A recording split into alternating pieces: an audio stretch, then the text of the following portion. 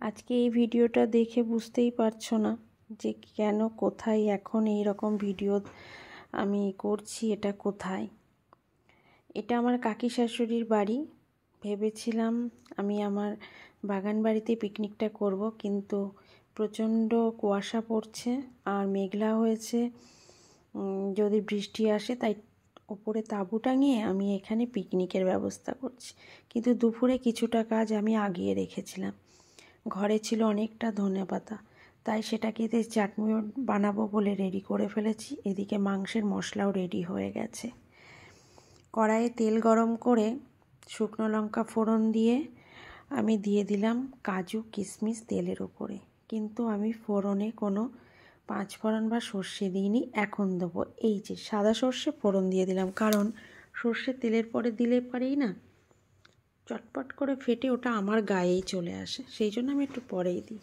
Tomato কেটে রেখেছিলাম, টমেটোটাও দিয়ে দিলাম তেলের পরে। এবার লবণ দিয়ে এটাকে মজার জন্য ভালো করে নাড়াচাড়া দিয়ে একটু ঢেকে দেবো। এই দেখো টমেটোটা মজে গেছে। এখানে অনেক রকমের টমেটো ছিল, একটু দেশি আর একটু স্যালাডের টমেটো, সেই জন্য কিছুটা নরম হয়নি। এদিকে আমি রুটির তাওয়াতে মৌরি আর একটু মেথি হালকা গরম করে নিচ্ছি, যেটাকে আমি এই চাটনির মশলা হিসাবে ব্যবহার করব। চাটনিটা হয়ে গেছে, চিনি দিয়েই করলাম।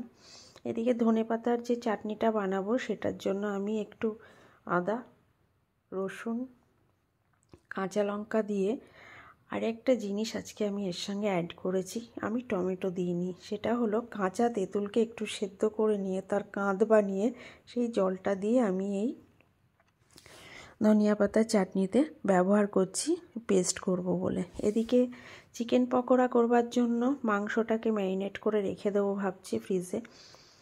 তো তাতে দিয়ে দিলাম আদা বাটা, রসুন কাঁচা লঙ্কা একসাথে পেস্ট করা, শুকনো লঙ্কার গুঁড়ো, একটু ধনেপাতা বাটা আর হলুদ গুঁড়ো, লবণ।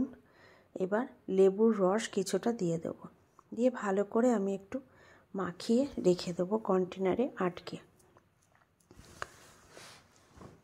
এই দেখো কি সুন্দর লাগছে না?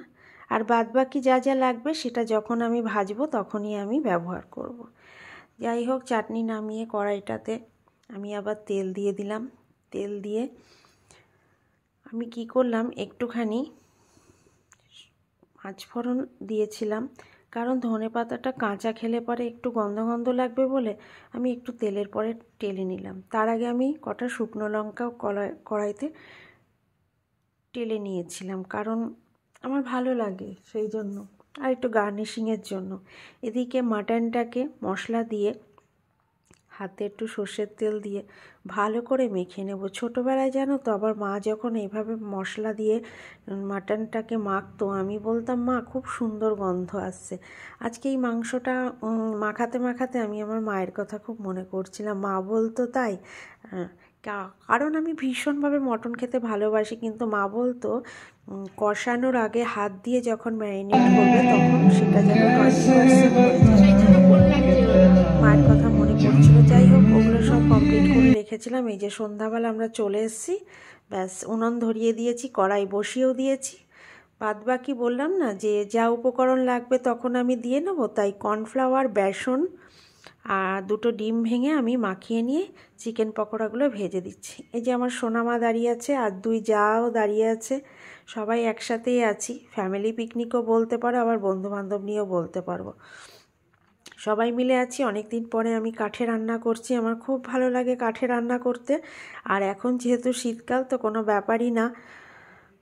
কাঠের পাশে আগুনের পাশে বসে থাকতে ভীষণ ভালো লাগছে। যাই হোক, আমি এপাশে সব কিছু দিয়ে দিচ্ছিলাম, আর ওদিকে আমার যা খুন্তি দিয়ে নাড়ছিল, কিন্তু ও যেভাবে নাড়ছিল আমি বললাম দাও আমিই নাড়ছি, খুন্তিটা একটু বড় তো সবারই একটু অসুবিধাই হয়। তো যাই হোক, আমি ওদেরকে চিকেন পকোড়া ভেজে আমি আবার ধনিয়া চাটনির সাথে দিয়ে দিলাম। ওরা সবাই খাওয়া দাওয়া করছে, আমি খাচ্ছিলাম বলতে ওরা নিজেরা খাচ্ছে আর আমাকে মুখে দিচ্ছে। এটাই আমার ভালোবাসা মনে হচ্ছিল। খুব ভালো লাগে আমরা যখন সবাই একসাথে বোনের মতন থাকি, যা এরা খুবই ভালো লাগে। এরা কিন্তু আমার রক্তের সম্পর্কের কেউ হয় না, কিন্তু তবুও আমার খুব আপন এরা। যাই হোক, মাটনটা খুব ভালোভাবে কষা হচ্ছিল। আর আমি আজকে মাটনে নতুন আলু দিয়েছি, তাই আমি না ভেজেই মাটনের কষাতেই দিয়ে দিয়েছি। এই যে আমার এক দেওর চলে এসছে, সে মটনটা চেক করে বলছে কেমন হয়েছে। আমি তার দিকে তাকিয়ে আছি, বাহ, জাস্ট রেজাল্টটা দিল, ভালো হয়েছে। মাটনটা নিভা নিভা আঁচে আমি বসিয়ে রেখেছিলাম ভালো নরম হবে বলে। এদিকে আমি ভাতটাও বসিয়ে দিলাম, ভাত হয়ে গেছে, এবার সবাই খেতে বসে যাবে। সবাই খেতে বসেও গেছে, আমি পরিবেশন করছিলাম। এরা খেতে থাকুক, আবার সামনের বছর এরকমই যেন আবার বনভোজন সবার সাথে আনন্দ করে করতে থাকি, পারিও করতে। তোমরাও ভালো থেকো, সুস্থ থেকো, সবাই এইভাবে আনন্দ করো, আর আমাকে ভালোবাসা দিয়ে, আমার চ্যানেলে ভালোবাসা দিয়ে পাশে থেকো।